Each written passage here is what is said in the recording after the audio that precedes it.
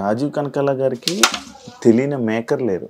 అలాంటిది ఎందుకు full length roles అనేది ఉండవు అనేది ఈ మధ్య కాలంలో అనేది ఒక క్వశ్చన్ ఉందన్న ఆడియన్స్కి ఎప్పుడు. అంటే నేను ఎప్పుడు వెళ్ళి నాకు క్యారెక్టర్ కావాలి, అవును, మీకు అది లేదు, అది కూడా నేను విన్నాను. అది ఒక విధంగా తప్పు నాది. ఎందుకంటే నాకు 100% తప్పే. So you have to be, మీరు ఎంచుకున్న ఫీల్డ్ ఏంటి? Acting, glamorous field, where rat రేస్లో మీరు ఉంటే తప్ప మీరు వెళ్ళి మిమ్మల్ని మీరు పిఆర్ చేసుకుంటూ మిమ్మల్ని మీరు పరిచయం చేసుకుంటూ నాకు వేషం ఇవ్వండి అని అడిగితే తప్ప రాని ఫీల్డ్. సరే, లక్కీగా రాజీవ్ కనకాల లాంటి వాడికి వచ్చేసింది, అడగకుండానే వేషాలు వచ్చాయి. సరే, నేను కూడా ఎవరిని అడగకుండా వస్తూనే ఉన్నాయి, గడిపేశాను. ఇప్పుడు అడగలేదు, ఇప్పటిదాకా అడగలేదు. అయితే నేను ఇప్పుడు డిసైడ్ చేసుకున్నాను, ఆఫ్టర్ మై 50th దగ్గర నుంచి డిసైడ్ చేసుకున్నాను, వై నాట్ ఐ ఆస్క్. నాకు అల్లు అర్జున్ గారు ఒక మాట అన్నారు, ఎప్పుడు మేము సరైనోడు చేసేటప్పుడు చూసి, నేనేదో కోర్ట్ సీన్లో చేస్తున్నాను, పిలిచాడు దూరం నుంచి, రండి సార్ చెప్పండి. నాకు తెర మీద 10 మంది ఆర్టిస్టులు ఉన్నా, 10 మంది ఉన్నా కానీ మీరు పర్ఫామ్ చేస్తుంటే మిమ్మల్నే చూడాలనిపిస్తుంది సార్, అలాంటి ఆర్టిస్ట్ సార్ మీరు ఎందుకు, సేమ్ క్వశ్చన్, మీరు ఎందుకు ఎక్కువగా కనపట్లేదు, చేయట్లేదు అంటే, నాకు ఎవరిని అడగడం ఇష్టం ఉండదండి, అడగలేదండి అని. సార్ అడగాలి సార్, అడగకపోతే ఎలాగా? మేము హీరోలు ఏంటి, మా పద్ధతిలో మేము ఒకటి అంటాం, కలిసి చేద్దాం బ్రదర్ అంటాం, మీరు కూడా అలాగే చెప్పండి, కలిసి చేద్దాం, ఏదైనా ఉంటే చూద్దాం అని చెప్పేసి అడగండి, తప్పులేదని. అయితే అది నేను ఆ రోజున ఓకే అనుకున్నాను, బట్ ఎందుకు అడగడం అని చెప్పేసి అనుకున్నాం, వదిలేశాను. బట్ నా తప్పు కాదనిపిస్తోంది, నన్ను డెఫినెట్గా ఐ విల్ అప్రోచ్ పీపుల్, ఏదైనా ఉంటే చేద్దాం అని చెప్పడానికి. ఎందుకంటే నేను కూడా ఫిట్గా ఉండాలి కదా, అందుకని సన్నగా అయ్యాను, ఇంకా సన్నగా అవ్వాలి. ఇంకొక 2 months తర్వాత దెన్ ఐ విల్ అప్రోచ్. అని మీరు ఒకవేళ అడిగితే, ఆపర్చునిటీస్ ఎవరైనా అడగాలని అనుకుంటే హీరోస్ని అడుగుతారా, డైరెక్టర్లను అడుగుతారా? హీరోలను అడగను, అడగరా?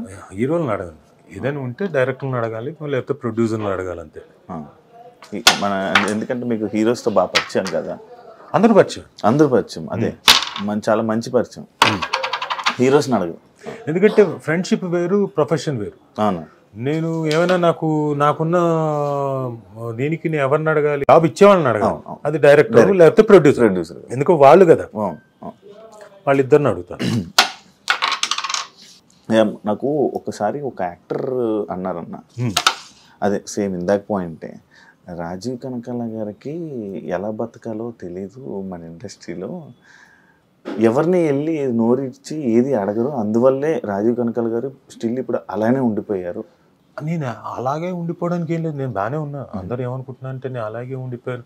బహుశా వాళ్ళు అనుకుంటున్న ఏంటంటే నేమ్ అండ్ ఫేమ్ వైజ్గా, మనీ వైజ్గా ఇంకా ఎక్కువ వచ్చేదేమో అనుకునే దీంట్లో ఉన్నారు. నాకున్న దాంట్లో నేను సాటిస్ఫైడే.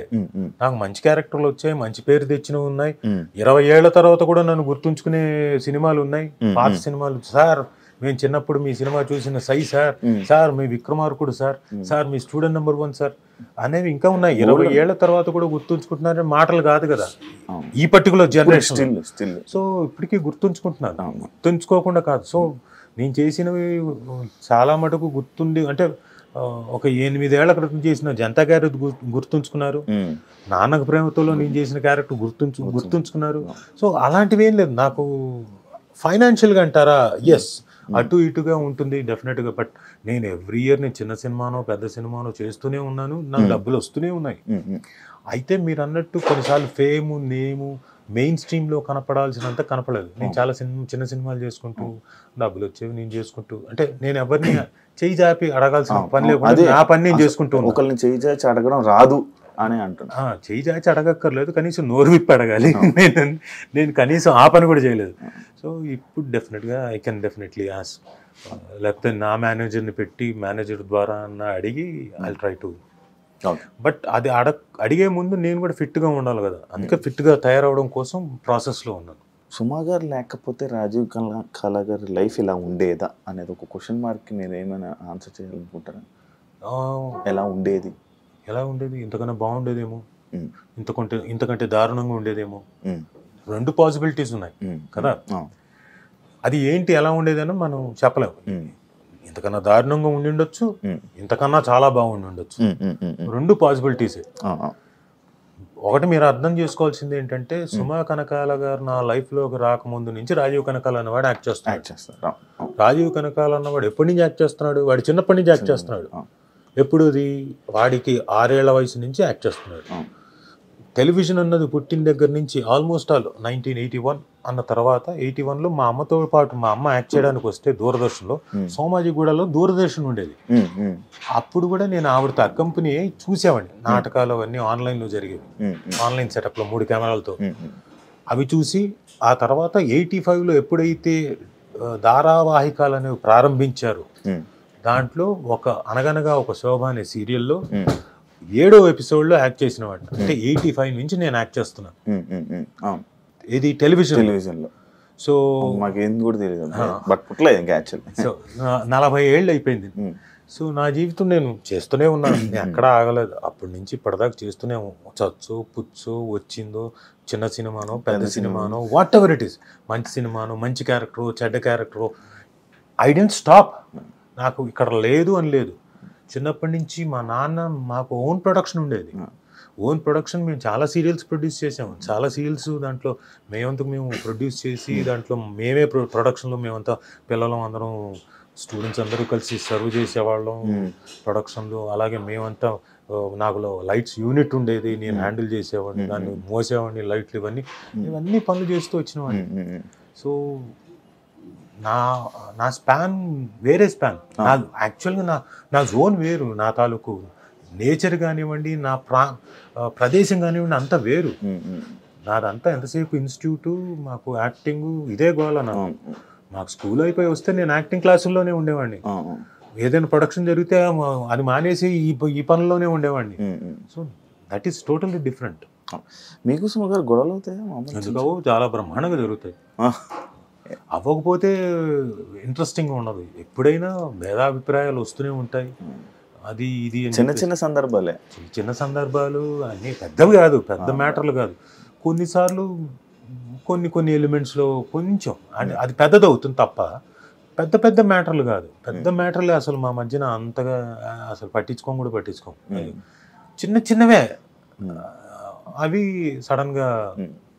జీవితం డబ్బు ఉంటే చాలా హ్యాపీగా గడిపేయచ్చు అని అంటుంటారు కదా, లైఫ్ అని. గొడవలు ఏమీ అవసరం లేదు, తప్పదే.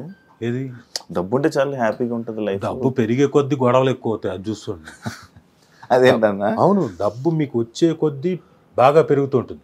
ఎందుకంటే మనం కొన్నిసార్లు దుబారా ఖర్చు పెడతాం, లేకపోతే ఇది ఖర్చు పెట్టకూడని చోట ఖర్చు పెట్టేస్తాం, లేకపోతే డబ్బులు ఎక్కువ వచ్చేసాగా కాబట్టి వ్యసనాలకు వెళ్ళిపోతాం, లేదా మనకి ఎక్కువ అయిపోయింది కాబట్టి మనకు ఇంట్లో వాళ్ళకి చెప్పకుండా ఎవరికో ఒకరికి మనకు నచ్చిన వాళ్ళకి దానాలు చేసేస్తాం.